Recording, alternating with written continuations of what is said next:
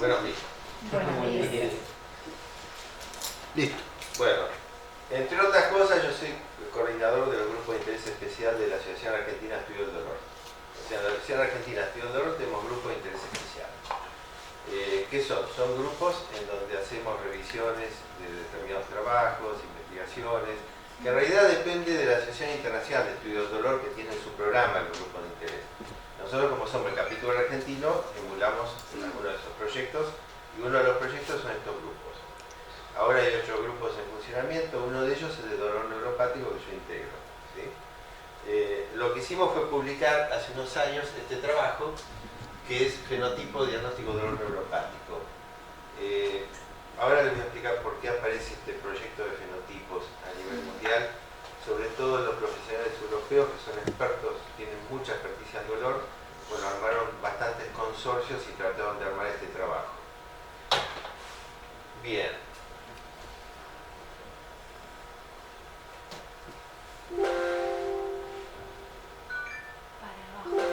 Para abajo, con la otra flechita.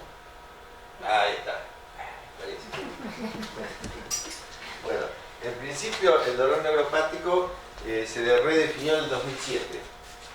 Para darle un contexto más definido, es el resultado de una lesión o enfermedad que afecta al sistema somatosensorial. El sistema somatosensorial es bastante complejo, no es solamente lo que nosotros sentimos con estímulos interoceptivos o esteroceptivos. ¿Quién dice? Luego, si me voy a tomar la parte de acá, le voy a tomar. No, está bien, yo me voy moviendo, no hay problema. Quiero estar cómodo, no importa, filmarlo donde sea. Bueno, sino que también, fíjense ustedes que recibe procesos asociados a estímulos aferentes que provienen de determinaciones sensoriales, equilibrio, postura y movimientos en el espacio-tiempo. O sea, bastante compleja la situación de todo este sistema. Y el tema es que yo voy a acotar ahora a una cuestión farmacológica, porque este grupo europeo se dedicó a eso, en problemas sensoriales, y acotarlo a cuestiones farmacológicas. Pero en realidad, ustedes tengan en cuenta que el dolor neuropático, como cualquier dolor, tiene un componente psicosomático, un componente conductual, emocional, que yo los voy a mencionar así, pero es muy importante, es un componente muy importante, lo vamos a ver también. Bueno, acá tomé un gráfico de Costigan del 2009, que es bastante explícito en todo esto. Vamos a volver, ahí está. Acá él dibujó algo respecto del dolor nociceptivo, que es un dolor, ustedes saben, fisiológico, o sea, es una respuesta de defensa ante cualquier estímulo interno o externo que uno piensa que agrede al cuerpo, no se retira o trata de retraerse, pero trata de responder a ese estímulo. Pero luego las cosas se complican. Por ejemplo, el dolor nociceptivo, un estímulo inocuo, que es esta flechita azul que pone Costigan acá, no tiene ninguna respuesta. Y estímulos que van avanzando, por ejemplo presión o quemazón o frío, a medida que van avanzando, va avanzando la respuesta de forma proporcional. Y las vías del dolor no están afectadas. Este es el primer ganglio, en el GAR, ganglio anexo de la raíz dorsal, el segundo ganglio en el asta posterior de la médula, y el ganglio del tálamo. La vía del dolor no está afectada. Pero acá, en el dolor neuropático que hoy nos concierne, tenemos otro tipo de respuestas. Ante un estímulo inocuo, hay una respuesta. Por ejemplo, un roce en la piel o de la ropa ya tiene una respuesta de dolor, de molestia, de pinchazo, de quemazón. Eso le denominamos alodinia, se llama alodinia. Y después, a estímulos que cada vez son mayores, no hay una respuesta proporcional como el dolor nociceptivo, sino que hay una respuesta muy aumentada y se denomina hiperalgesia. Hiperalgesia. Otra de las cuestiones que tiene este tipo de dolor es que también hay pérdida de sensibilidad. O sea, tenemos 3 elementos: alodinia, hiperalgesia, pérdida de sensibilidad. Son los 3, digamos, puntos principales que nosotros tenemos como clínicos ante el dolor neuropático. Los vamos a tener en cuenta. Y además, ya sabemos, si tenemos este tipo de elementos semiológicos, que la vía del dolor puede estar alterada. ¿Por qué?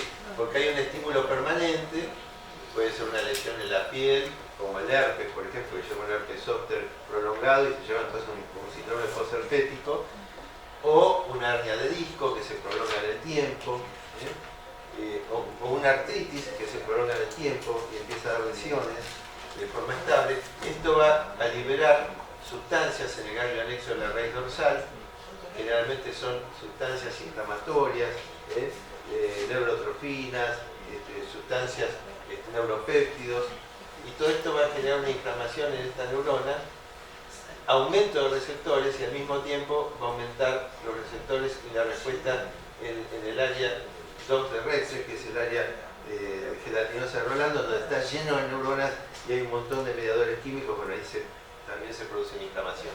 Esto lleva a lo que se conoce como entonces sensibilización central. La sensibilización central va a ser mucho más compleja porque va a involucrar la inhibición de las vías descendentes de inhibición del dolor. Entonces eso va a incrementar la respuesta dolorosa. Hay una vía del dolor descendente que tiene una liberación de neuropéptidos y de neurotrofinas que lo que hacen es inhibir el dolor. Es un equilibrio. Cuando hay un estímulo que lleva a una disfunción de la zona central del sistema nervioso, esa vía inhibitoria empieza a fallar y entonces el dolor empieza a ser mayor y se mantiene en forma permanente o con crisis.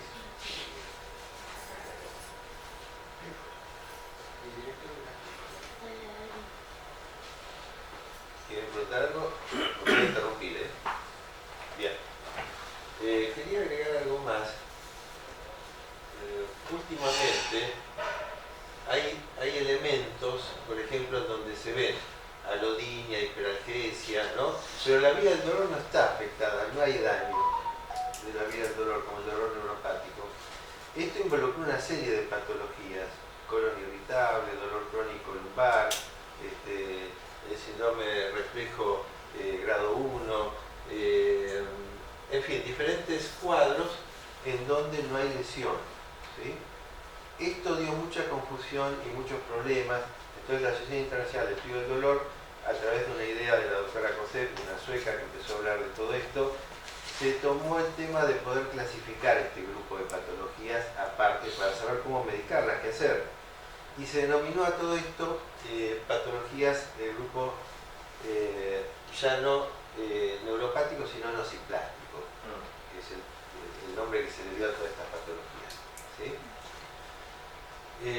El dolor nociplástico lo que tiene sobre todo es que hay una disfunción en el área central, un descenso de todo el sistema inhibitorio, no hay lesión y generalmente está ligado a problemas emocionales, impactos generalmente, o sea, arrancan a partir de problemas emocionales o de conductuales, es lo que se ve en general. La fibromialgia es una de ellas, por ejemplo. Y entonces ya tenemos tres tipos dentro de la clasificación fisiopatológica: el dolor nociceptivo, que no es fisiopatológico, es fisiológico, y en lo fisiopatológico el neuropático y el neuroplástico, ¿sí? Uno con lesión, el neuropático, otro sin lesión de vías nerviosas, el neuroplástico, pero sí con mucha evidencia en lo que respecta a síntomas y signos. El dolor nociplástico en general va acompañado también de alteraciones de la conducta y de otro tipo de alteraciones en el sueño, o sea, tiene un esquema mucho más general sintomatológico, que ahora no vamos a entrar en eso, pero era para mencionarlo. Ahora vamos a entrar en el dolor nociplástico.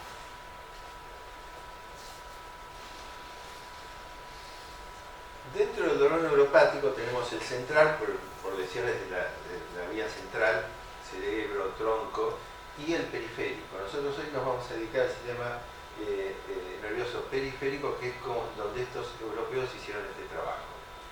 Sistema nervioso periférico, en general las etiologías, otra vez, vamos a ver, que apreté, ¿no? El primero. Ahí está, gracias. Bueno, el dolor neuropático periférico generalmente tiene etiologías diferentes, fisiopatologías diferentes, síntomas muy variables que se desarrollan después de la neuropatía. Incluso entre pacientes de la misma etiología hay diferentes sintomatologías y cambios de síntomas con la cronificación, o sea, bastante heterogéneo todo el cuadro. Por eso el problema para poder, digamos, clasificar, estratificar y poder en función de eso dar una determinada farmacología al tratamiento.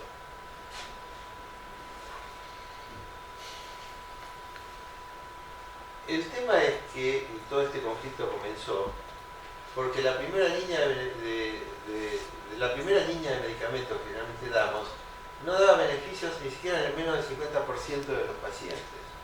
O sea, menos del 50% había respuesta respecto a la primera línea de fármacos. Quiere decir que, bueno, esto era bastante problemático, no se estaba resolviendo. En el 2007, Tron Jensen comentó, bueno, esto no hay que tomarlo a través de etiologías, sino que hay que tomarlo a través de mecanismos. Vamos a investigar los mecanismos, a ver si logramos más efecto que tomando por etiología. Antes, por ejemplo, un paciente diabético se da tal medicación, paciente posherpético tal medicación, y ahora empezamos, no, vamos a ver qué pasa con los mecanismos que involucran el sistema de dolor para ver qué farmacología empleamos en cada caso. Y se comenzó a trabajar con lo que se denominó fenotipos. Porque muchos decían que el problema era porque no se había clasificado bien a los pacientes y no había buenos criterios de inclusión. En la actualidad, el problema es más complejo porque se está tomando, digamos, en crítica todo el mecanismo preclínico. O sea, el estímulo en animales y todo eso se está criticando bastante en los métodos. Tanto así que salieron nuevos, digamos, parámetros para poder trabajar con animales, porque aparte existe la cuestión que ustedes salen del animal de experimentación y pasan al ser humano y hay una serie de cuestiones, por ejemplo el psiquismo, ni que hablar, y lo que pasa en la cronificación de los cuadros clínicos, que el animal no se toma en cuenta, sino que hay un estímulo de respuesta inmediato para probar los medicamentos. Entonces, bueno, todo esto se está revisando, que se cree que también forma parte del inadecuado de las respuestas en humanos, de lo que uno traslada del animal al humano para ir probando en la etapa clínica. Y en la etapa clínica también, lo que vamos a ver ahora, se está tratando de trabajar, que todavía se está en eso, todavía no se resolvió este tema, pero quiero que ustedes lo conozcan para saber en qué se está en estos momentos, tratando de ver cómo hacer para poder lograr fenotipos, clasificaciones que permitan dar una u otro fármaco en determinada cuestión. Bueno, respecto a los fenotipos, es un conjunto de características observables mostrados en un organismo. Tenemos síntomas informados por el paciente, por ejemplo, no solo los síntomas y signos corporales, sino los factores psicosociales, características, patrones de sueño, esto es importante. Y los estímulos somatosensoriales tratamos de que sean algo que se pueda comparar, que se puedan hacer estudios preclínicos y clínicos. Entonces se llegó a la conclusión del QST, que es el test sensible cuantitativo, era lo mejor en estos casos. El fenotipo sensorial o perfil sensorial o perfil somatosensorial individual son diferentes nombres que ustedes van a encontrar en los trabajos publicados, pero el mosaico típico es lo que les mencionaba antes: la hiperalgesia, la alodinia y la pérdida sensorial son los tres elementos que nosotros tomamos en dolor neuropático para ir manejándolos en la clínica cotidiana. Reflejan los mecanismos fisiopatológicos que afectan a las fibras nerviosas dañadas y sobrevivientes. Ahora vamos a ver este tema que es importante.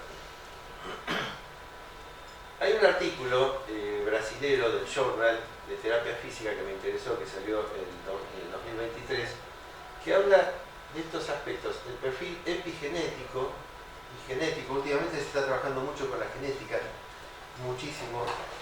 Hay infinidad de trabajos en la actualidad respecto de esto, relacionado al dolor neuropático, y el perfil epigenético, que es las condiciones del medio externo que pueden modificar la genética del individuo. Eso también se está investigando. La alimentación, el medio ambiente, todo lo que tenga que ver con la persona y que puede incidir en lo que es el sistema de manejo del dolor. Así que bueno, esto a tenerlo en cuenta porque en un futuro vamos a tenerlo también en boga.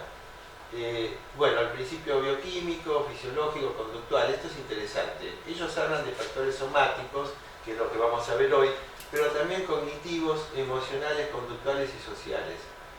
Esto, por favor, ténganlo en cuenta. Cognitivos, bueno, ahora vamos a ver la parte cognitiva, que va a estar alterada en muchos casos. Y la cuestión emocional, que tiene mucho que ver con el dolor, conductual y social. Conductual, bueno, hay que ver cómo la persona pone en escena el dolor. Ustedes van a ver que hay diferentes modos, y mismo en el consultorio, cuando uno interroga al paciente, va a ver que un paciente pone en escena el dolor de una determinada manera y otro de otra. Alguno no le va a dar importancia, pero dice, sí, me duele mucho yo, pero bueno, yo, y hay que buscar las escalas para ver realmente qué nos está queriendo decir.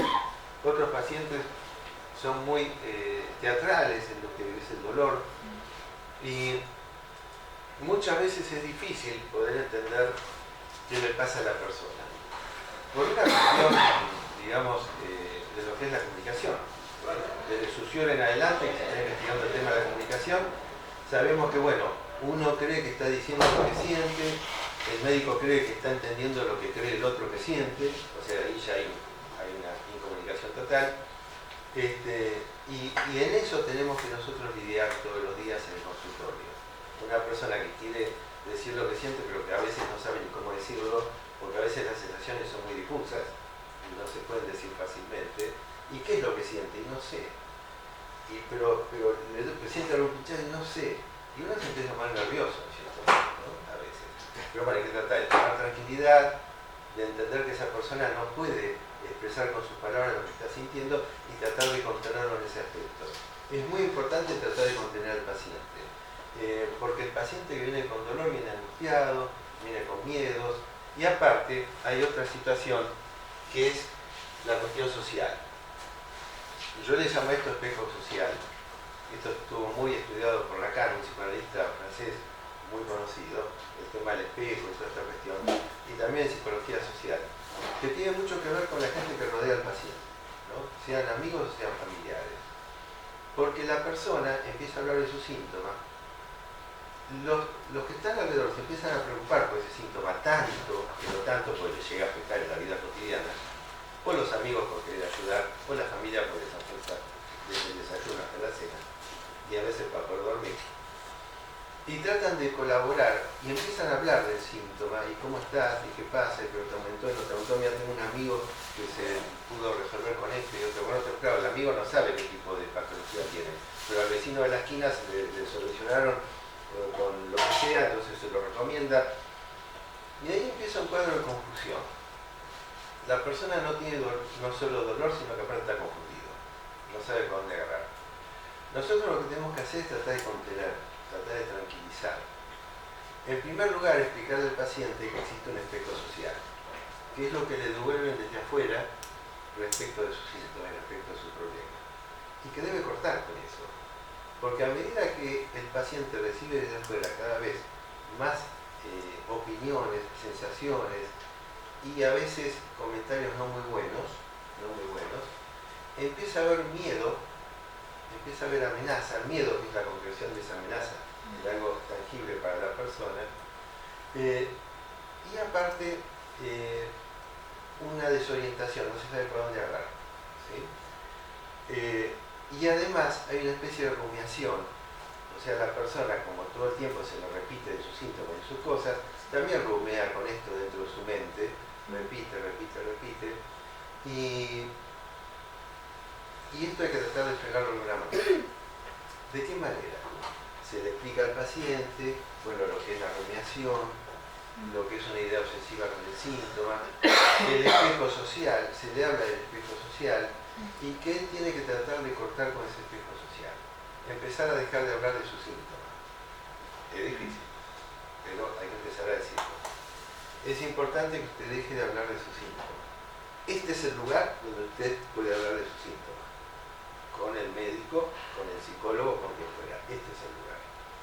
Ni con los amigos ni con la familia. Hay que tratar de cortar. Algunos psicólogos, conductistas conductuales, yo ya tuve estas charlas y me han dicho que no, que justamente el entorno tiene que ayudar, pero muchas veces el entorno no ayuda y pasa lo que yo les estoy diciendo. Entonces lo que tenemos que hacer es tratar de explicarle al paciente para que él pueda romper con este espejo, ¿sí? Y pueda tratar de serenarse. Y muchas veces me dicen, pero doctor, ¿y qué hago entonces? Bueno, piensa que está mejorando y cambia la conversación. porque le dice al paciente, ¿y cómo andás? ¿Y cómo andás? Yo mejorando, ¿y vos cómo andás? Le dice el paciente a otra persona, cambiando la polaridad y yendo a otro tema. Con lo cual se empieza a disuadir esto. Usted está haciendo tratamiento acá, confía en el tratamiento, este tratamiento que está haciendo, ponga los dos pies dentro del tratamiento, rompa el espejo social, acá puede hablar de sus cosas y ahí vamos mejorando. Ese es un aspecto importantísimo respecto al dolor, importantísimo, porque gran parte del dolor se maneja a través de la amígdala, de toda la zona hipotálamo y tiene mucha influencia en lo emocional, lo psíquico. Entonces desde ahí tenemos que también inhibir, digamos, todo el sistema de incrementación del dolor. ¿Sí?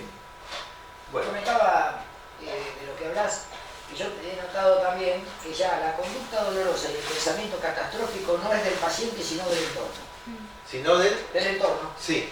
Sí. Yo creo que el pensamiento catastrófico que antes Sí. lo analizábamos del lado del paciente, Sí, que tenía con la sí, conducta, sí. se levantaba y se acostaba pensando cómo le iba y que iba a ir todo mal, eso yo se lo veo ahora a la familia o al entorno. Sí, exactamente. Es como que el paciente Bueno. lo asumió, pero la familia no. En realidad el pensamiento catastrófico es humano. Sí. El cerebro ya tiende a la catástrofe, al miedo, o sea, eso es algo innato, que viene, no sé, de los tiempos de la caverna, ¿no? Eso ya lo tenemos. El tema es cómo lidiar con eso. Lo que está diciendo Juan José es muy interesante, porque esto pasa así, en el sentido de que muchas veces el síntoma, esto está muy estudiado en psicología, es el emergente del grupo familiar. O sea, muchas veces la persona presenta ese síntoma, no solo por la vulnerabilidad de la persona, sino porque es el emergente de ese grupo familiar con una determinada patología en ese núcleo que deriva en la persona esta, que es la más susceptible, y ahí empiezan los síntomas corporales. Quiere decir, ¿por qué? Porque esa persona no puede responder, no puede poner barreras, absorbe todo, no sé si queda claro. Sí. Entonces, no solo está el síntoma que puede tener la persona, o la patología, o la fisiopatología, sino que también está el entorno, y si esa persona es el producto de un entorno. Por eso es importante cortar con el espejo social, es importante ese dato que les estoy dando, que es desde la psicología. ¿Sí? Yo tuve formación en psicoanálisis, en el sentido de que cuando empecé a investigar lo corporal, estudié psicoanálisis y estudié filosofía y me metí en un montón de temas y trabajé mi cuerpo también con métodos corporales para saber qué es el cuerpo y por qué el cuerpo y por qué los síntomas, y bueno, ahí empecé a descubrir un montón de cosas a través de todas las líneas estas de psicoanálisis, de psicología, de filosofía, en fin, ver el cuerpo de determinados ángulos y poder entender un poquito mejor qué es lo que está pasando y qué es el síntoma, digamos. Y lo que hay que entender es que el síntoma encandila, un poco también con lo que vos decías, el síntoma encandila, llama la atención, abstrae, la persona no puede apasionarse por nada. El síntoma es como un agujero negro que abstrae a la persona y eso lo tenemos que tener en cuenta. Tenemos que tratar de hablar, de ver qué pasa. Generalmente hay un problema emocional detrás del síntoma corporal. El síntoma corporal generalmente enmascara algo que desconocemos y que por ahí el paciente también desconoce, que puede ser un conflicto X, ¿sí? Pero lo importante es que nosotros sepamos que eso existe. No necesariamente lo tenemos que resolver cuando somos psicólogos todos, ni psicoanalistas todos, ni tenemos todos. Sí podemos estar en un equipo donde hay psicólogos y bueno, entonces lo conversamos. Pero sí es bueno saber que el síntoma es el emergente de otra cosa. Esto es importante, quédense con esto. Para no estar ustedes también encandilados con el síntoma. ¿Me explico? El síntoma es el emergente, es la punta del iceberg de algo. Muy bien, vamos a seguir. Bueno, el fenotipo preventivo es como se quiso encarar esto, otra vez lo mismo, otra vez igual.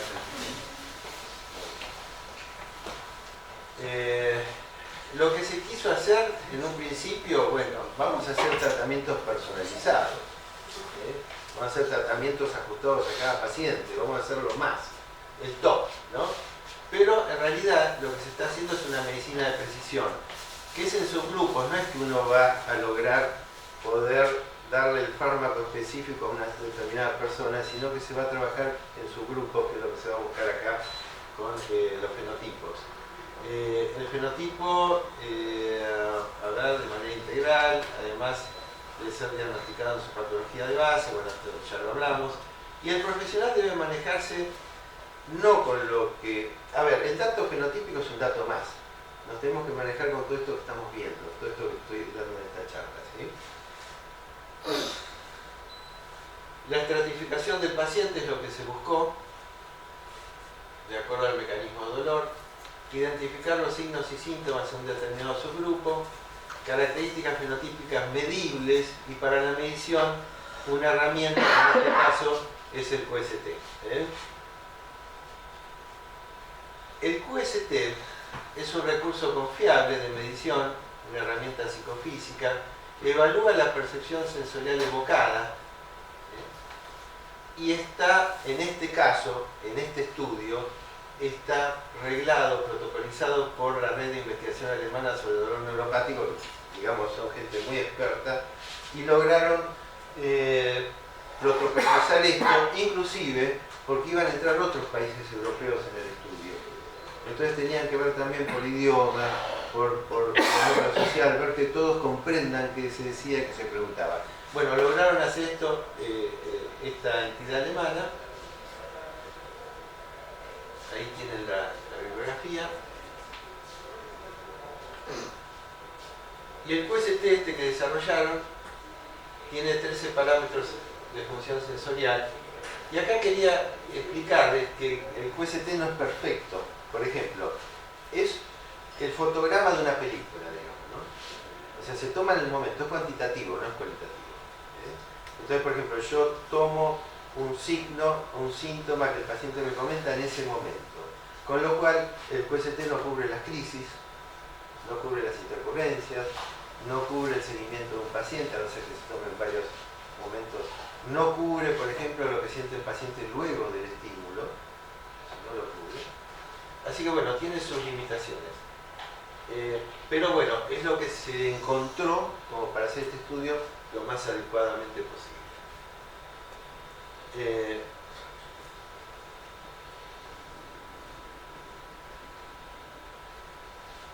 Umbrales de temperatura,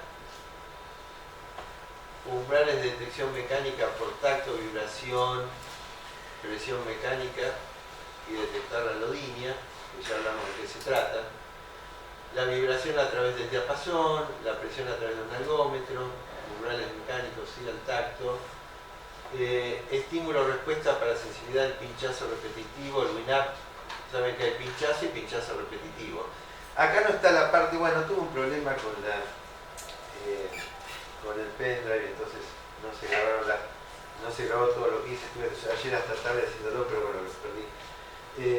Pero no tengo acá los elementos, pero les voy a comentar, porque luego se trató de resumir esto, que son 13 parámetros, a 7, en lo que se llamó un QST bedside, o sea, al pie de la cama, en donde se puede hacer algo más adaptable a lo que es por ahí el consultorio médico, el hospital, en el sentido de que esto tiene aparatos muy costosos y tiene elementos muy complicados, a temperaturas determinadas, es bastante complejo. Entonces se trató de resumirlo a 7 y que se pueda hacer a nivel cotidiano, que tampoco se puede, yo después les voy a comentar.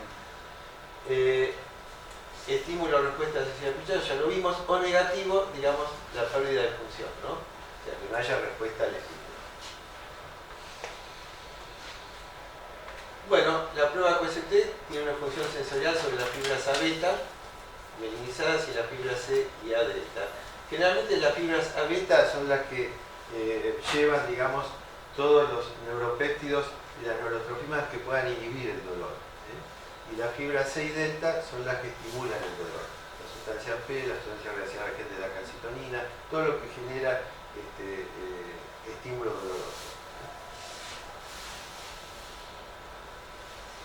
Hay algunos estímulos dolorosos que no tienen mucho que ver con estas fibras, que después lo vamos a ver, que tiene que ver con los receptores ASIC, los receptores ácidos sensibles. Son receptores que están en el músculo y en otros tejidos. El ASIC3 es el más frecuente, también están los receptores vanilloides, el TPB1, que lo que hacen es que cuando se vuelve ácido el tejido, se activan y ahí genera dolor. Entonces, muchas veces el dolor no está producido solamente por lo que libera la fibra C o las fibras delta, sino que además hay receptores ácidos sensibles que pueden, digamos, responder en el momento apenas falta oxígeno en el tejido. Eso lo vamos a ver ahora cuando trabajemos con el método este que les voy a enseñar hoy. Bueno, y la pérdida de función. En la pérdida de función puede medir pérdida de función o aumento de función del QST. La pérdida de función puede ser hipoestesia y el aumento de función hiperalgesia o alodinia o la sumación temporal, que es el pinchazo repetitivo y que indica que hay un problema a nivel central respecto de la vía del dolor, sensibilización central. Y tenemos dos grandes tipos de receptores: los nociceptores dañados, o sea, receptores del dolor dañados, el dolor neuropático periférico, y los nociceptores sobrevivientes. Son dos grandes grupos. Dentro de los nociceptores dañados, lógicamente vamos a tener pérdida de la sensibilidad. ¿Por qué? Por la inervación. Pero lo que pasa acá es que cuando se daña un receptor, generalmente hay una respuesta inflamatoria en torno de ese receptor. Entonces se producen otro tipo de problemas por inflamación o por, digamos, reinervación, y eso produce también alodinia e hiperalgesia. O sea, podemos tener pérdida de sensibilidad, pero también podemos tener actividad ectópica que surge en la periferia, o si hay nociceptores sobrevivientes, no hay daño de la estructura, pero hay procesos inflamatorios, como les comenté recién, de denervación y reinervación, que van a dar también hiperalgesia y alodinia, ¿sí? O sea, podemos tener pérdida y al mismo tiempo hiperalgesia y alodinia.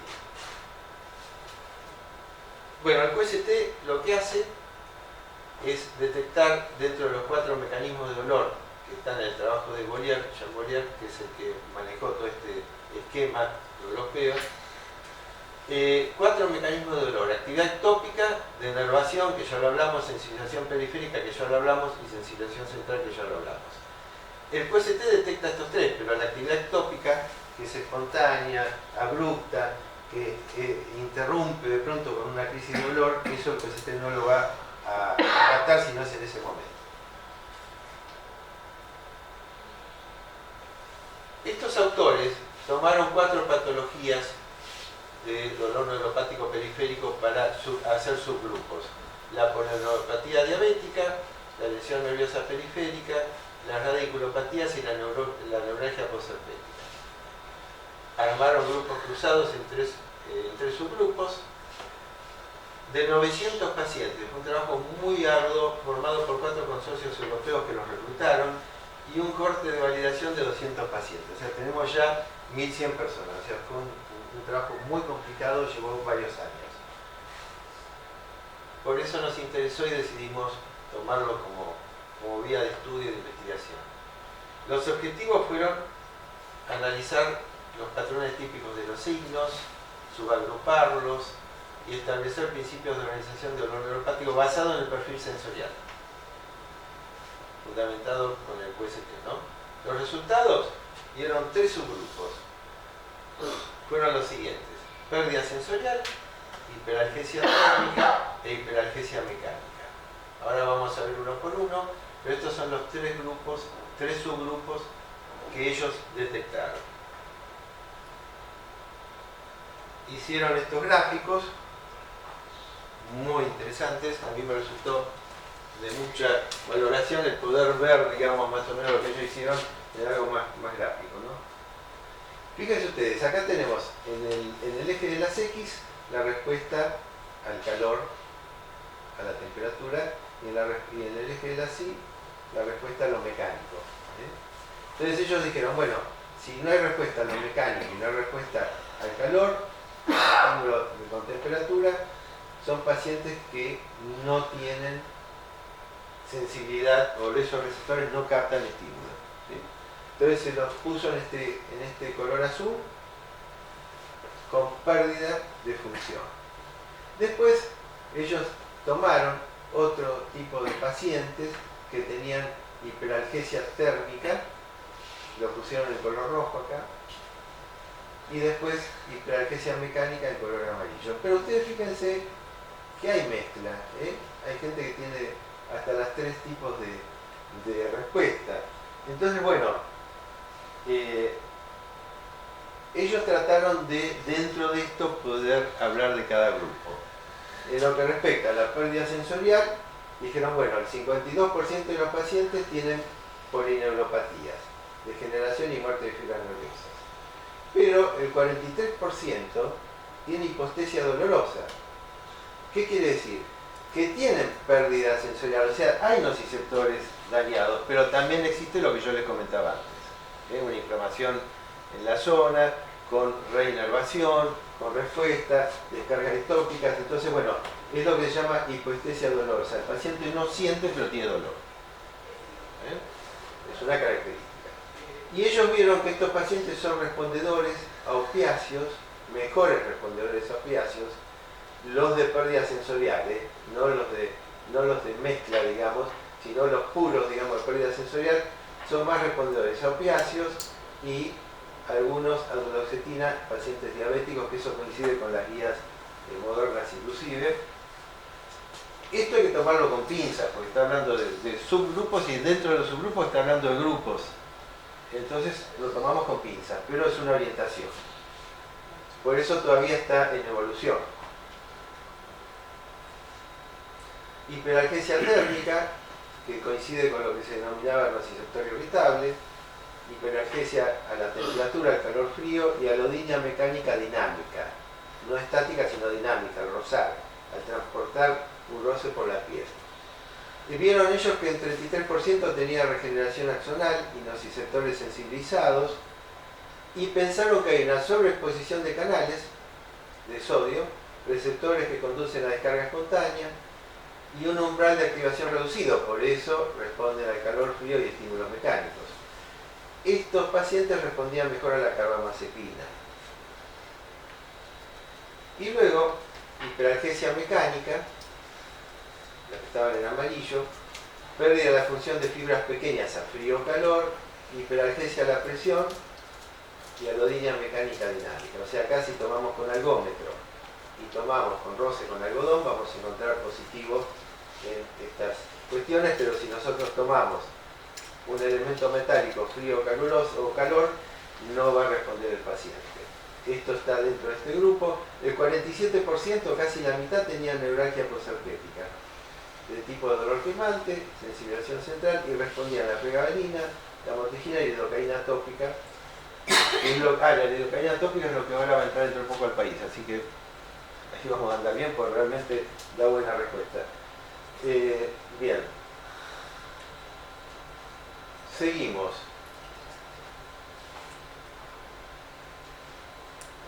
También hicieron diagramas de Venn. ¿Se acuerdan de las matemáticas, el diagrama de Venn? Y fíjense ustedes la superposición. La pérdida sensorial en pacientes diabéticos. ¿Sí? Pues tomaron, por ejemplo, una patología. Tomaron todas, pero yo tomé la polineuropatía diabética para darles a ustedes un ejemplo. Pero tomaron los 4 patologías. La pérdida sensorial en un 83%, ahí. Hiperalgesia mecánica un 75%, hiperalgesia térmica un 34%. Pero fíjense la superposición. O sea, por ejemplo, en la superposición del azul y el amarillo, que es hiperalgesia mecánica con pérdida de sensibilidad, hay que ver qué vamos a recetar ahí. Tenemos, digamos, a través de este estudio, una inclinación a dar determinado fármaco, pero no nos tenemos que quedar con eso. Esto hasta ahora es un mecanismo de investigación. Justamente, bueno, tenemos que seguir las guías del dolor, emitidas por la Asociación Internacional de Estudio del Dolor. Esto es una investigación que se está haciendo y que todavía está en curso, pero seguimos las guías. ¿Sí? Ahora, lo que les decía antes, el QST tenía 13 elementos y muy complicado, entonces se trató de hacer el bedside al pie de la cama con 7 elementos. Poder llegar a la percepción térmica del dolor frío-calor, sensibilidad de detección mecánica dinámica con algodón, dinámica y estática. La percepción térmica frío-dolor es con pieza metálica que ahora lo vamos a ver, es muy complicado, pero ustedes pueden hacerlo en su consultorio con algo caliente, frío, y ver si el paciente siente o no y punto, ¿sí? Y ver si realmente hay receptores dañados, no, y qué medicación se podría dar en ese aspecto, o qué tratamiento se puede dar. Sensibilidad, detección mecánica dinámica al algodón, porque dinámica quiere decir que lo pasamos por la piel y el paciente puede sentir ya la rodilla y decirnos qué es lo que está sintiendo. La estática con un monofilamento, se llama Neuropen, lo que usaban ellos, es como una lapicera que ustedes apretan y el paciente dice en qué momento siente dolor. Y el cabello Van Frey, que es conocido, es un filamento delgadito, no lo vamos a ver cuando tengo esas diapositivas, pero bueno. Sensibilidad mecánica al dolor, hiperalgesia con un catéter capilar, o un Erotip, que es una aguja desechable. Ustedes lo pueden hacer con una aguja común hipodérmica. Acá usan como una especie de lapicera que se llama Neuropen y le ponen la agujita y entonces el Neuropen con Neurotip. Pero bueno, Neurotip, pero bueno, eso es algo... Esto vendría a ser lo que es protopático y epicrítico. Sí, exactamente. Y después, sensibilidad a la tensión con WINAP, que es el estímulo repetitivo. Ellos hacen 10 repeticiones a un segundo por vez y toman un coeficiente de división entre los últimos toques y el primero. Es muy complicadito, pero bueno, es lo que yo les estoy transmitiendo de lo que hicieron ellos y que se está haciendo ahora también, se sigue investigando esto del site, inclusive ahora se está bajando a 5 elementos, todavía no está publicado. Se está tratando de hacer las cosas, digamos, lo mejor posible para que uno pueda hacerlo a nivel cotidiano. La rodilla mecánica dinámica con algodón, lo que les expliqué recién, tiene que haber un desplazamiento. Inclusive acá se hace una medición posalodinia, que no tiene que ver con el QST, pero bueno, se hace y bienvenido sea, con escala de valor numérica, de 0 a 10, sensibilidad al dolor por presión, con un ergómetro. Ellos usan una jeringa con 1 centímetro cuadrado de diámetro, de superficie, de 4 milímetros, una jeringa de 4 milímetros, y va empezando a hacer presión. Hacen presión hasta que el paciente diga cuando siente dolor, ¿sí? Y después hace una segunda instancia, espera unos segundos y hace una segunda instancia con 1 milímetro de altura y vuelven a probar, ¿sí? Eso se hace en una zona de dolor que el paciente pone como síntoma y en una zona control lejos de la zona sintomática.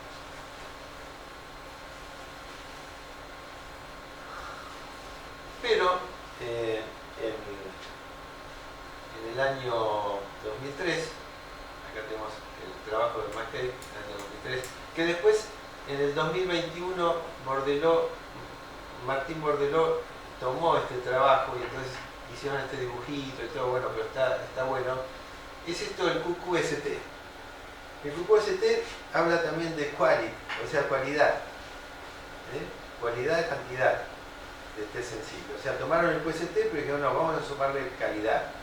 Porque si vamos nada más con la cantidad, tomamos el momento y nada más. Veamos qué pasa después. ¿Por qué? Porque resulta que este autor, McKay, dijo, bueno, yo estaba tomando el QST, estaba haciendo una reacción paralodinia, y resulta que el paciente me respondió que no sentía nada acá, pero que del otro lado, en la otra mano, sentía como que hay agua caliente. En un caso de complejo regional, de síndrome de complejo regional 1, pasó esto. Él pone esto en duda y de ahí más empieza una serie de debates que terminan hoy en día con lo que se denomina QQST y que se está tratando de investigar en estos momentos. ¿Por qué?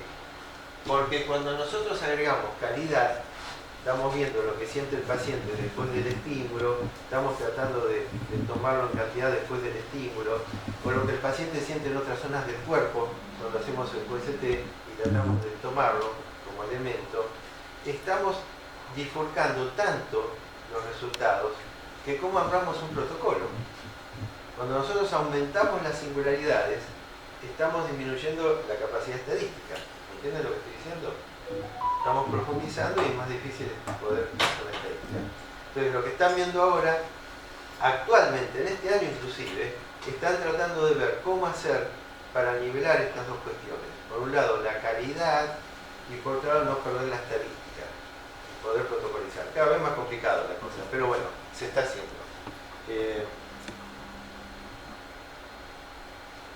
En estos momentos, Martín Bodelot, que es un investigador canadiense, se puso al hombro esto del QQST y está armando una red de evaluación sensorial. Yo le mandé un mail para ver en qué están, todavía no me dio respuesta. Le mandé a través de Bollier, que fue el que hicimos el estudio, le mandó a Martín Bodelot, así que estoy esperando la respuesta de que cómo andan con esto. Pero bueno, él dijo, reunamos especialistas internacionales en evaluación sensorial, un enfoque cuantitativo y cualitativo para alcanzar un consenso, este es el problema del consenso, para perfeccionar el QQST, y los debates se llevarán a cabo en un foro privado, a acceso restringido y con un acuerdo de confidencialidad. O sea, bastante complejo el tema. Los resultados de estos debates serán publicados. Esto es lo interesante, lo van a publicar, pero todavía está en permanente investigación en un foro. La red de evaluación sensorial, que está en la actualidad trabajando, es una plataforma para la formación de investigadores y estudiantes para mejorar el conocimiento en investigación en evaluación sensorial, y la plataforma estará disponible gratuitamente en página web y se actualizará según el consenso alcanzado en el foro privado. O sea, a medida que esto irá avanzando, seguramente la Asociación Argentina de Estudio del Dolor, a medida que nosotros tengamos disponibilidad de las informaciones, se lo iremos transmitiendo a ustedes a su vez para ver en qué anda todo esto. Bueno, traté de traerles todo esto para saber en qué se anda en la cuestión del dolor neuropático, que es bastante complejo. Inclusive ahora se están haciendo unas pruebas comparativas. Yo les había pedido un gráfico, una foto, un dibujito, en donde lo que se está haciendo ahora es tratando de evaluar la vía descendente del dolor, la vía descendente inhibitoria. Entonces, por ejemplo, un paciente diabético tiene dolor y también pérdida sensorial en el miembro inferior. Nosotros hacemos la prueba con ergómetro, con presión. Tiene dolor, pero al mismo tiempo, si nosotros la mano del otro lado la ponemos en agua fría, en una determinada temperatura, para que empiece a dar molestia, esto va a activar en los centros nerviosos la vía inhibitoria del dolor y va también a actuar en el lugar del dolor actual. ¿Sí? Esto se está haciendo ahora para ver qué es lo que está pasando, porque se está tratando de buscar fenotipos también en esto. ¿Por qué? Por ejemplo, un paciente con fibromialgia que no va a responder por ahí, no tiene una lesión del sistema nervioso periférico, pero sí tiene una disfunción central. Entonces ese paciente no va a tener lesión en el sistema nervioso, pero sí va a tener un descenso en lo que es la vía, una inhibición, un descenso en el descenso de las vías inhibitorias. O sea, esas vías inhibitorias van a responder menos por la disfunción. Entonces ese estudio que nosotros hacemos, tomando una parte del cuerpo donde hay dolor y poniendo otro para estímulo, para que haya una vía inhibitoria aumentada, va a fallar, va a ser mala, no va a responder. Y entonces se está viendo si ese fenotipo puede servir para casos de dolor nociplástico, por ejemplo. En fin, se está todo esto en la actualidad. No sé si quieren hacer una pregunta, pero bueno, no sé si tengo respuesta porque esto está todo en investigación. Pero bueno, si quieren preguntar algo respecto de lo que dije, y si no vamos a pasar al trabajo práctico con el método que desarrollé hace como 40 años, bueno, les voy a trasladar a ustedes. Bueno, es interesante. Sí, estamos a nivel para entenderlo del todo, claro. Es muy actual, pero quería transmitirlo y quería que lo sepan, porque inclusive nosotros lo dimos como actualización en un webinar para la asociación. Así que estamos... Aparte de eso, te ayuda a agrupar bien los pacientes que, bueno, sobre todo los diabéticos, ¿viste? Con dolor neuropático, y los pospénicos, no sabes qué darle, bueno, pues ya tenés una orientación de por qué, ahí te das cuenta por qué le da un dolor neuropático, le das una cosa y no te anda. Exactamente, que eso fue el problema. Porque un concepto que teníamos anterior era que el dolor neuropático no respondía bien a los opioides, por ejemplo. Y ahora tenés un grupo que te responde mejor a los opioides que a los otros. Exactamente, sí. Antes el opioide decía, no, dolor neuropático, opioides no. Opioides no, claro, tal cual. Sí, el dolor, opioides no. Y ahora no, bueno, se está tomando en cuenta, bueno, no, momentito. Hay pacientes que no recomiendan opioides, claro. Digo, opioide en combinación con. Y fíjate que dije los antidepresivos, lo que están usando como antidepresivo son los mixtos. Exactamente, Los mixtos. exactamente. Sí.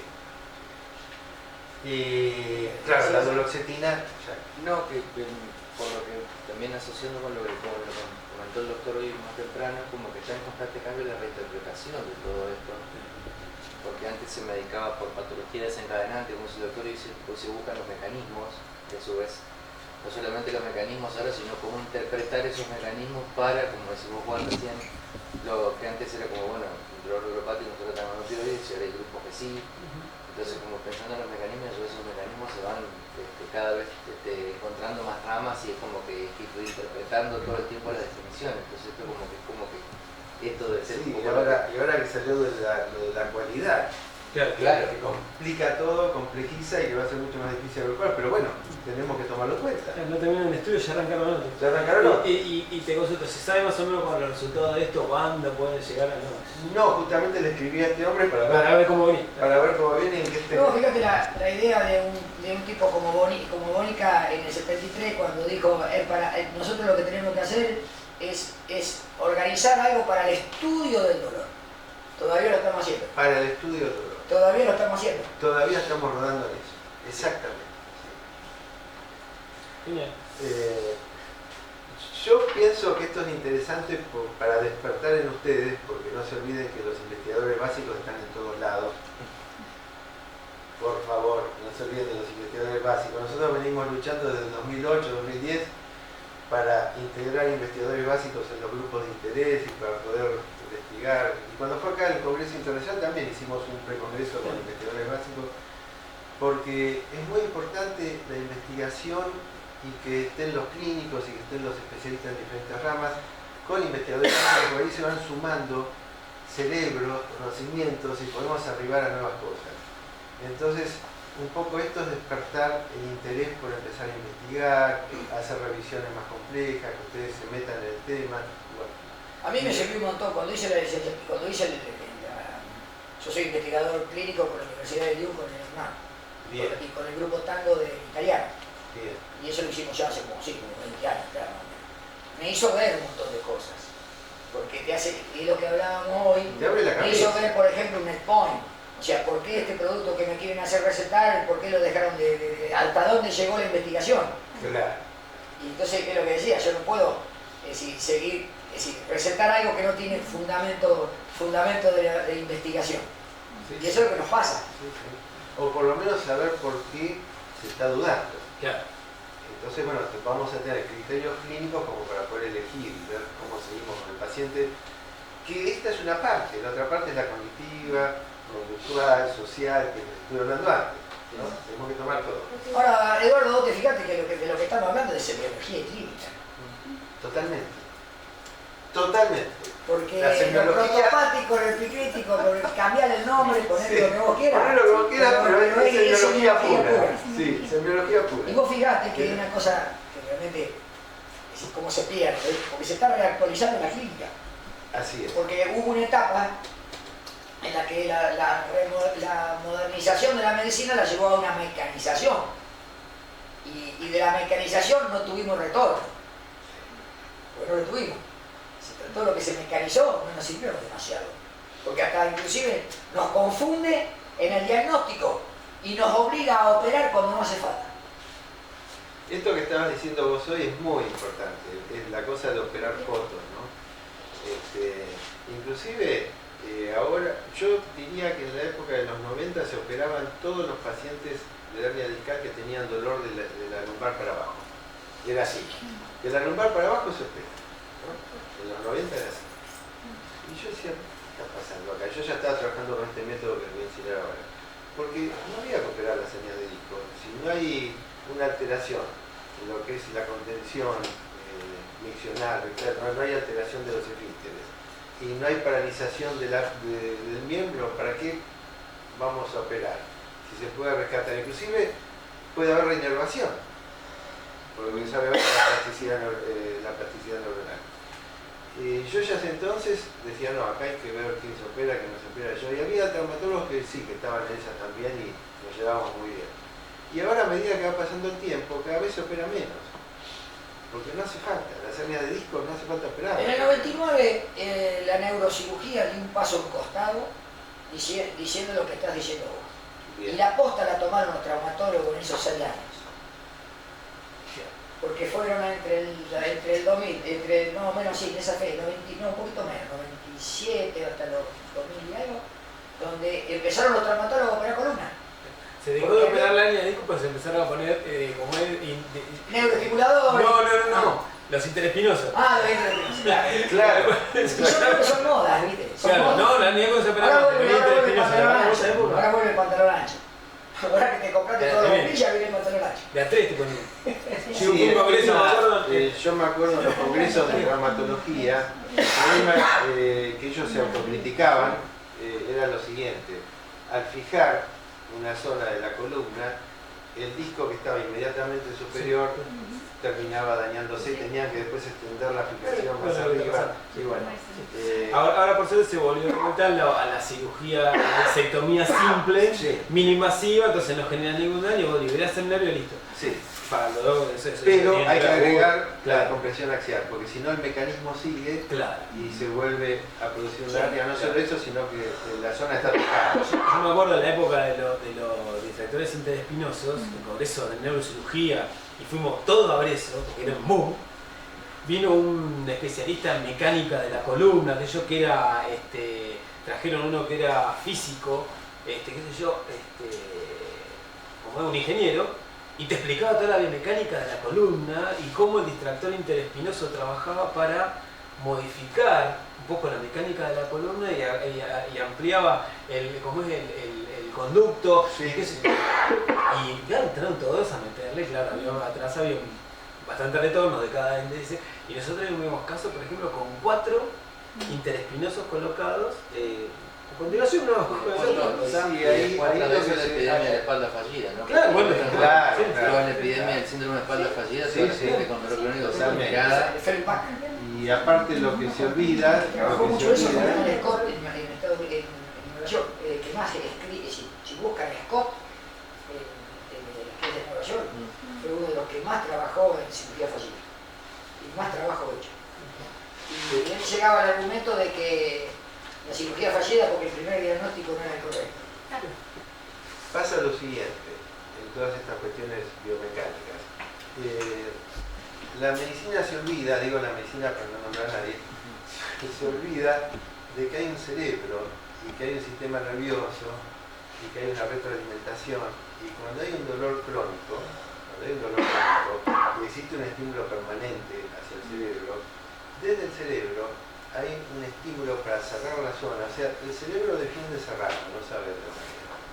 Manda el estímulo de cierre. O sea, inmediatamente, cuando hay un dolor crónico en la lumbar, por ejemplo, los músculos que rodean, no solo por acto reflejo local, sino central, se produce una compresión. Esa compresión sigue en el tiempo y no para cuando uno duerme. Está estudiado y estuvo estudiado en los años 2000, que hicieron muchas mediciones intradiscales, que mientras se duerme, eso sigue comprimiendo, sigue comprimiendo.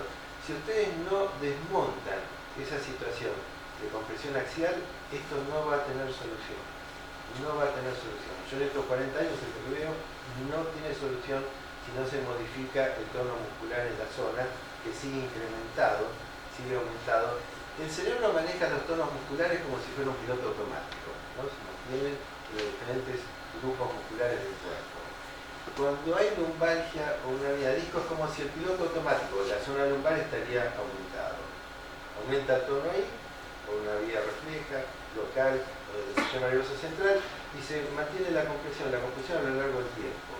Y se va cronificando, y ustedes van a ver que al paciente le dan medicación, sale con un B12 con corticoides, dice, muy estoy bien, que yo a los 3 meses vuelve con problemas, y cada vez vuelve más rápido, porque ese mecanismo sigue trabajando. Lo que hay que hacer es desmontar el mecanismo de las líneas de fuerza que produjeron el problema, sabiendo que detrás hay un conflicto del cual pueden resolverlo o no, que es psicológico. Pero bueno, vamos a lo mecánico y a lo que tiene que ver con el sistema nervioso central. Vamos descomprimiendo la zona, modificando el tono. ¿Cómo se puede hacer eso? Nosotros sabemos, respecto de la plasticidad neuronal, que a través de de todas las teorías, la teoría de Hess, que ahora vamos a ver, la repetición de estímulos en forma permanente hace que no solamente se refuerce la conexión neuronal, sino que aumenten las redes neuronales. Entonces nosotros lo que podemos hacer con estímulos repetitivos, con las sesiones que ustedes ahora van a ver, es que se vaya modificando la red neuronal o que haya nuevas redes neuronales en donde vaya cambiando el tono muscular de la zona a tratar, sea el cuello o la lumbar. Con lo cual modificamos el tono muscular.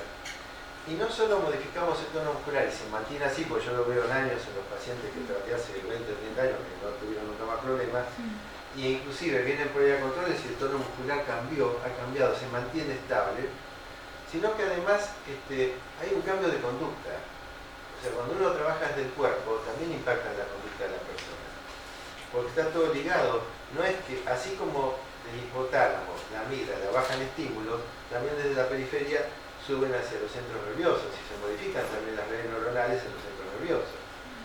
La persona aprende por ahí a no hacerse tanto problema por las cosas, de pronto siente que se le va el dolor y ahora valora más cuando no tiene dolor y se cuida, y aparte aprendió elementos para cuidarse, tiene más precaución de determinadas cuestiones, sabe qué ejercicio físico es hacer, antes no hacía ejercicio, ahora sí, eso a su vez modifica el ánimo y la conducta, y el ejercicio físico también aumenta la reproducción de neuronas en el hipotálamo. Entonces, bueno, hay todo un cambio en la persona, no es que solamente logramos cambiar el tono muscular, no sé si queda claro. Sí, clarísimo. Entonces, bueno, todo esto hay que tomarlo en cuenta para no pensar solo en la cirugía. Podemos agregar también intervencionismo si hace falta en algún momento para salir del caso agudo o de algunos casos donde es necesario hacerlo, porque no todo es un intervencionismo, pero hay que saber cómo hacerlo, cuando no, qué grado, ¿no? Si hacer un bloqueo, en qué momento, si es válido o no válido. Por ejemplo, bloqueo ayuda y después seguimos con el cambio de tono muscular, algún otro método, a veces se agrega acupuntura, a veces se agrega otros tipos, pero lo que hay que hacer es modificar el tono muscular, si no la presión axial sigue trabajando y va deteriorando la articulación. No solo el disco, sino las articulaciones posteriores, que traen también mucho dolor. Bueno, vamos a continuar. Yo, a ver si... esto ya terminó. Sí, yo te pasé algunas fotos que pude rescatar de lo que no puede pasar en red, y vamos a trabajar con esas fotos, a ver cuáles están. Deme un minuto. Gracias, Tini, es un capo. Sí, vamos a hacer esto. Vieron que estábamos hablando de los tonos musculares. Acá tenemos una paciente de 17 años con una escoliosis de 26 grados, la vieron en el hospital y dijeron, bueno, vamos a controlarla seguido porque quizás sea factible de cirugía. No sabemos, pero la escoliosis va a aumentar, puede ser factible de cirugía. Bueno, empecé a trabajar los grupos musculares, el psoas ilíaco del lado izquierdo, que es el que tracciona para ahí. Trabajé los músculos lumbares, cuadro lumbar, trabajamos arriba los dorsales. Fíjense la posición del cuello. Puedo... A ver si la puede pasar la foto. ¿Probamos? A ver, pruebe. Bueno, y fíjense que el cuello está un poquito inclinado, haciendo compensación. Es una escoliosis muy, muy fuerte. Y vamos a pasar la otra, a ver si... No, pero pasa la otra, sí, la otra que tenemos ahí. Fíjate, la elevación de la pelvis con la elevación del hombro izquierdo. Exactamente, acá bajamos a 18 grados, o sea, de 26 bajamos a 18. ¿Sí? O sea, bajamos 8 grados. Fíjense que el cuello ya está en una posición mejor. La paciente tenía dorsolumbalgia, no tiene más dorsolumbalgia, es una chica joven, ahora está haciendo, ya pasó un año más o menos de tratamiento. Esta radiografía está hecha a los 4 meses. Cada 4 meses hacemos una placa. Todavía no bajó de 18, sigue en 18 estable, pero va al gimnasio, está haciendo actividad, está haciendo tela, no sé, yo que se juegan, yo no sé. O sea, cambió la vida totalmente. ¿Y se espera que siga reduciendo la angulación? No sabemos, porque esos 8 grados que había de más, Sí, dan la descompensación axial. es por compresión de los músculos. Claro. O sea, a ella le dijeron, usted tiene 26 grados. No tenía 26 grados, tenía 18. A ver si nos entendemos. Había 8 grados de más por el acortamiento muscular. Yo nunca sé a cuánto puedo disminuir la escoliosis, nunca sé. Tengo que ir trabajando los músculos y me encuentro con la sorpresa que bajó 4 grados, 6, 8 o 10. ¿Me entienden lo que estoy diciendo? Pero es modificable. Ahora sí hablemos si hay que operar o no. Y ahora sí no hay que hacer cirugía ni pensarlo. En el hospital le dieron no solo el alta, sino que la controlaron una vez por año. Ya. Discúlpame, Eduardo, Sí. para enganchar de lo que hablamos el otro día, en anterior que vos me preguntabas con respecto a la baropodometría, ¿por qué es importante hacer el control en un soporte de marcha a los 2 meses? Por eso. Porque vos podés encontrar que era solamente tracción y la modificación de altura de la elevación del miembro no era por acortamiento, sino que era por elevación por tracción. Entonces es fundamental, porque Sí. es lo que hablábamos de la baropodometría. Sí, sí. Que hay un porcentaje importante de gente que te quiere vender una plantilla y Ajá. otro que realmente te usa un soporte de marcha que te sirva. Bien. Y necesitas a los 2 meses sí o sí hacer el control baropodométrico nuevo por ese motivo. Sí, inclusive la paciente le habían presentado plantillas, yo dije que no las usara hasta que no tener Fundamental. definitivamente. Sí. Porque la plantilla lo que hace, si nosotros todavía no corregimos, trabaja en forma ortopédica, me compensa, en realidad está anulando una posibilidad de cambio.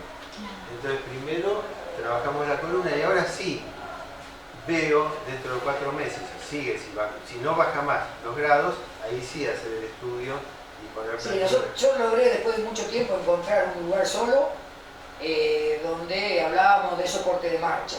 Que a veces la gente te dice, pero yo tengo una diferencia así de alta y las plantillas están iguales. Claro que están iguales, porque vos lo que necesitas no es en estática, es en dinámica. Bien, bien. Entonces lo que tenés que tratar de hacer es que apoye como corresponda. Se entiende, bien.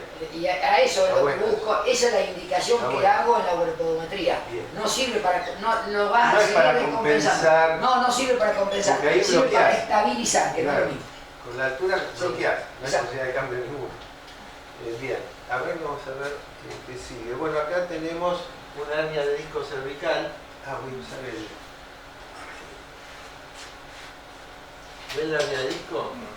2, 3, 4, 5... El paciente séptima, Un paciente con cervicobraquialgia, una persona joven, cervicobraquialgia. Generalmente... vamos a trabajar esto ahora. Voy a ver cómo se trabaja para descomprimir el cuello.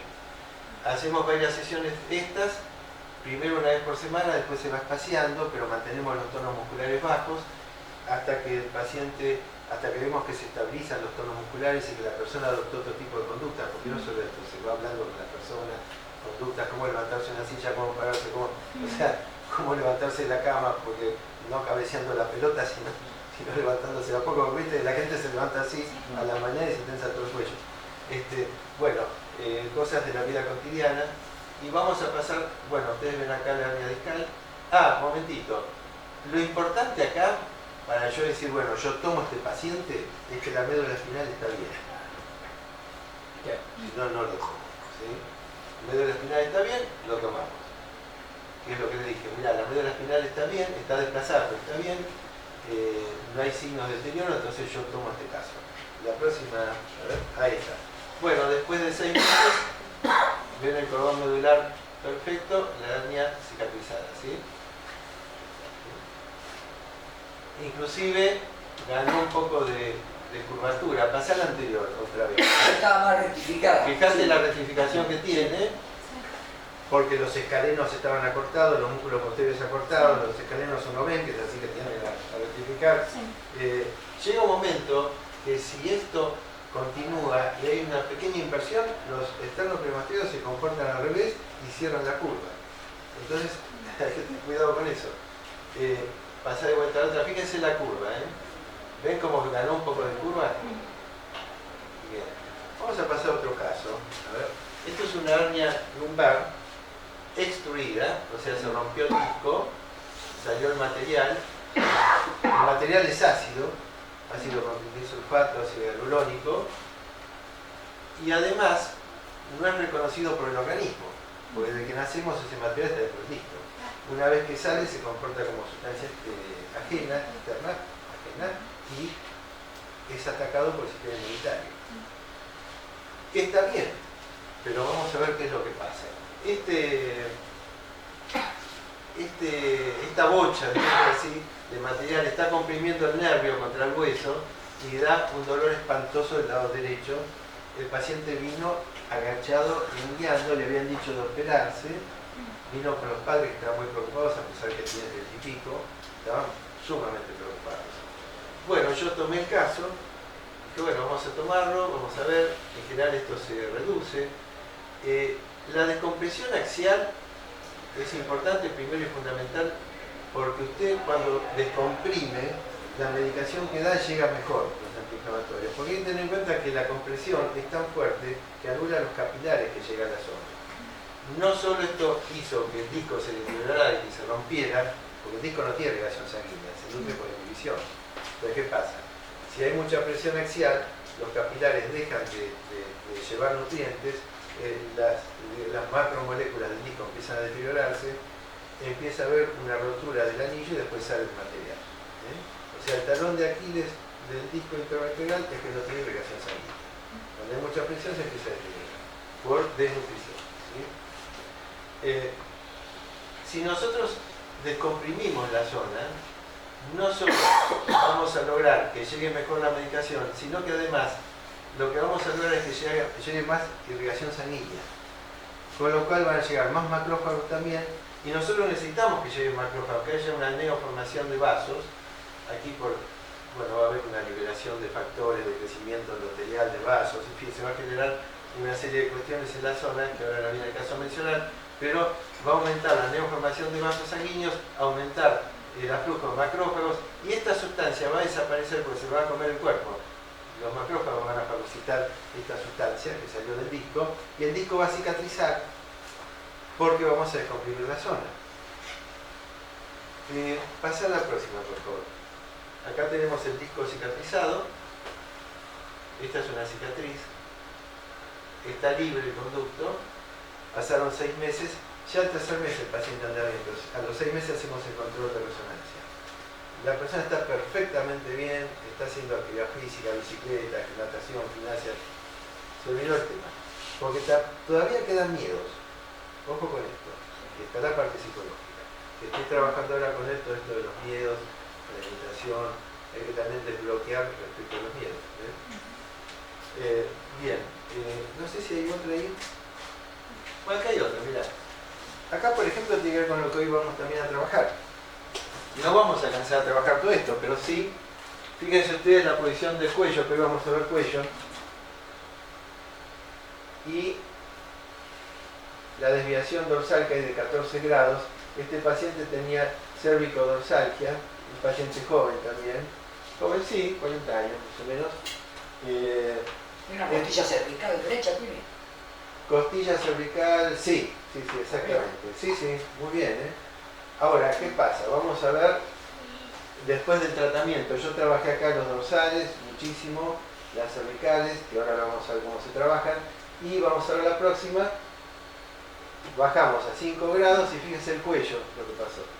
O sea, muchas veces el cuello, si el muchacho no venía con dolor dorsal y venía con dolor cervical y nosotros estamos obnubilados por el síntoma, lo que antes decía que el síntoma encandila, nosotros vamos a trabajar el cuello acá y le vamos a dar medicación y calor y fisioterapia y todo, y el problema está en la dorsal, que por ahí no tiene dolor dorsal. ¿Me entiende lo que le digo? Es muy importante el espinograma, siempre. El espinograma frente siempre. Sea lumbar, dorsal, de problemas cervicales, el espinograma es fundamental. Poner vuelta a la próxima, entonces. En 5 grados la columna se maneja prácticamente normal. 5 y 0 es prácticamente lo mismo. El paciente está perfectamente bien y todavía lo veo, voy a hacer controles cada tanto, cada 2-3 meses, trabajo ahora en Uruguay y bueno, está muy feliz. Bueno, este es el tema. No todo es color de rosa, no siempre se logran estos resultados, pero solucionar la vida de una persona es realmente gratificante. Vamos a ver, hay otros, no, creo que hay otra secuencia, sacalo esto, ¿te acordás la otra secuencia de fotos? Ah, no. La otra secuencia. Ya vamos a la parte práctica.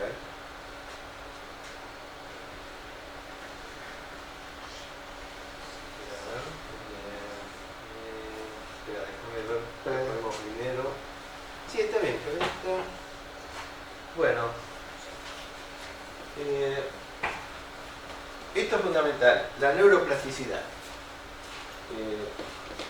Esto está sacado de un trabajo en microscopio electrónico durante el tiempo, de una determinada duración, poniendo factores de crecimiento neural, y se vio lo siguiente. Poné la próxima. Cómo se va armando ramas, digamos, ¿no? Como un arbolito que tiene una raíz, y cómo aumenta la conexión. La teoría de Hebb, en donde yo me basé también, Hebb fue un psicólogo canadiense que trabajó mucho, H-E-W larga, ¿sí? Trabajó mucho, yo tenía acá la bibliografía, bueno, no se los puedo mostrar, pero por lo menos por el apellido lo van a encontrar. Trabajó mucho lo que es la conexión interneuronal, y él decía que si se repetía un determinado estímulo, entonces se fortificaba esa conexión y se ponían a armar nuevas redes neuronales. Nosotros vemos que con esto no solo se arman redes neuronales nuevas, sino que además se estabiliza el tono muscular. Desde los sistemas centrales se estabiliza el tono muscular a lo largo del tiempo, como les comentaba antes. Vamos a pasar a la próxima. Bueno, este método que se llama digitopresión con estímulo cognitivo, yo lo desarrollé hace como 40 años. Yo trabajo con digitopresión. No es digitopuntura, porque no hay puntos preestablecidos. Es digitopresión. Yo voy buscando los puntos, según mi sensibilidad, según lo que yo voy viendo, los puntos de fibrosis, o de nudos, o puntos gatillos, y vamos trabajando ahí. Pero con estímulo cognitivo. ¿Qué quiere decir? Que el paciente va a trabajar desde la estimulación de su propia mente, con el pensamiento. Se vio a través del pensamiento que se pueden lograr modificaciones en el tono muscular. Por ejemplo, en atletas de élite que estaban lesionados, se logró mantener la masa muscular dando justamente en rehabilitación ejercicios de pensamiento, que son ejercicios de imaginación motora, se llama. Las células en espejo. ¿Cómo? Las células en espejo trabajaban en Las células en espejo también, exactamente. Sí, es el mismo principio, el El mismo mismo principio, mecanismo el área que se usa en premotora. rehabilitación. del área premotora. Entonces, ¿qué pasa? Ellos trabajaban con atletas de élite que estaban lesionados y les podían mantener la masa muscular sin que se deteriorara a pesar de estar en reposo, haciendo 3 veces por día ejercicios mentales que tenían que ver con ese músculo. Hay directamente protocolos con eso, e inclusive actualmente yo les había puesto un trabajo del 2013 de una deportóloga italiana, que lo que hace es poner la imaginería motriz en los entrenamientos de básquetbol y de voleibol, o sea, los incorpora directamente, dando buenos resultados. Justamente publicó un trabajo en eso. Entonces, con el pensamiento nosotros podemos lograr modificar el tono muscular y también estimular las redes neuronales. Entonces, lo que vamos a usar en este método para lograr estos cambios que yo estuve mostrando en las fotos. Vamos a pasar a otro. Bueno, esto tiene que ver con lo que vimos al principio. Acá, por ejemplo, las fibras C y A delta tienen receptores y elementos que estimulan el dolor, como el glutamato, la sustancia derivada de la calcitonina, prostaglandinas, sustancias P, en fin, diferentes neuropéptidos que van estimulando en la neurona de la médula espinal la incorporación del dolor a través de los receptores del dolor. Tenemos la microglía, que trabaja a través de citoquinas, que también estimula el dolor, y nosotros vimos últimamente estudios de la microglía, se están publicando infinidad de estudios en donde la fractalquina es uno de los principales estimulantes del disparador de dolor en las células, y después las vías alfa, digamos, beta, las fibras beta, perdón, en donde vemos que libera GABA, glicina, endorfinas, cannabinoides, que son los que tienden a neutralizar las vías del dolor. Pasé a la próxima. No, esto estaba con el otro grupo, por eso tuve que recalcular. Bueno, acá tenemos los músculos que vamos a trabajar. Fíjense ustedes que es una zona muy nutrida, muscular. Pasa a la próxima. Estos músculos profundos, en este triángulo que se ve acá, el oblicuo mayor, menor y un recto, va a pasar la arteria vertebral y por acá encima el nervio de Arnold, que también suele traer signos y síntomas muy fuertes en la parte de cabeza, ¿no? Y de cuello y cabeza. Así que lo que vamos a hacer nosotros es descomprimir esta zona, es trabajar estos músculos, descomprimirlos, pasar a la próxima. Generalmente el dolor es irradiado al ojo, pero hay muchos patrones de dolor cervicogénico. Pasa a la próxima. Generalmente estos son los puntos claves que produce el dolor hacia adelante. Pasa a la próxima. Y esto es lo que nosotros vamos a hacer. Vamos a ir trabajando con digitopresión. Yo les voy a enseñar ahora. Les voy a mostrar una sesión donde vamos a trabajar los diversos músculos, ¿sí? Bueno, estamos acá y vamos a pasar a la parte práctica. Muchas gracias.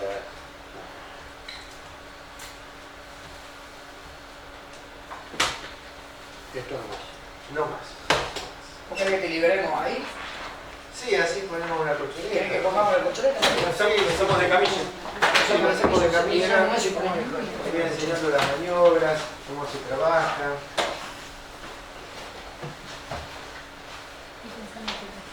Tengo que agradecer a mi profesora de Pilates, que me lo Muy prestó. bien, muy bien. Que me lo prestó. Excelente. Si no ¿Estamos estábamos, de descuento acá? fritos hoy. Claro. Porque vos sabés que me ayuda un montón el Pilates. Claro. Yo lo hago una vez a la semana, porque más tiempo no tengo, pero me hace mucho. Buenísimo. Realmente me hizo entender qué hacer para rehabilitar. Porque los puntos de presión que vos tenés en saco y Sí, columna, sí. con los ejercicios de Pilates, podés interpretar realmente qué pasa con los antálgicos y con los músculos